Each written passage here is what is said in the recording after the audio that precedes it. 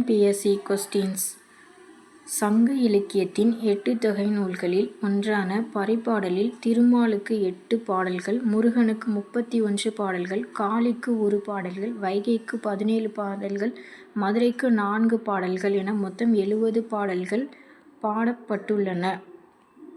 மதுரை காஞ்சி. சங்கத் தமிழ் பாடல் தொகுப்பான 10 பாட்டு எனும் தொகுப்பில் அடங்குவது மதுரை காஞ்சி. இத்தொகுப்பில் உள்ள நூல்களுள் மிகவும் நீளமானது இதுவே. மாங்குடி மருதனார் எனும் புலவர் இந்நூலை இயற்றியுள்ளார். இப்பாடலில் 782 அடிகள் உள்ளன. பாண்டிய மன்னன் நெடுஞ்செழியனுக்கு உலகியல் உணர்த்துவதாய் இப்பாடல் பாடப்பட்டுள்ளது. நான்மணிக்கடிகை. நான்மணிக்கடிகை பதினெண்கீழ்க்கணக்கு நூல்களுள் ஒன்று.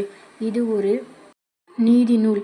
விளம்பிநாகனார் என்னும் புலவரால் இயற்றப்பட்ட இந்நூலில் 101 பாடல்கள் தன்னகத்தே கொண்டுள்ளது. ஒவ்வொரு பாடல்களும் 4 அடிகளில் ஆனது. இந்நூல் பாடல்கள் ஒவ்வொன்றிலும் 4 மணியான கருத்துகள் சொல்லப்படுகின்றன. இதனாலே இது 4 வகை நூல்கள் என்று கூறப்படுகிறது. நான்மணிக்கடிகை.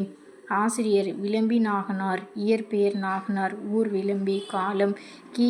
பி. 200க்கு முற்பட்டது அல்லது கடை சங்க காலம். கடிகை என்றால் அணிகலன்கள் என்று பொருள். கடிகை என்றால் துண்டு, பகுதி என்று பொருள். 4 மணி கடிகை. இந்நூல் 11 கீழ்க்கணக்கு நூல்களுள் ஒன்று. 104 வெண்பாக்களையும் 2 கடவுள் வாழ்த்து பாடல்களையும் கொண்டுள்ளது. கடவுள் வாழ்த்து திருமாலைப் பற்றியது. கடிகை என்பதற்கு துண்டம், அணிகலன் என்று பொருள் உண்டு. ஒவ்வொரு பாடலிலும் மணியான 4 கருத்துகள் இடம்பெற்றுள்ளது. 4 வகை மனிதர்களால் உருவாக்கப்பட்ட ஆபரணம் போன்றது. நான்மணிகள் என்பது முத்து, பவளம்,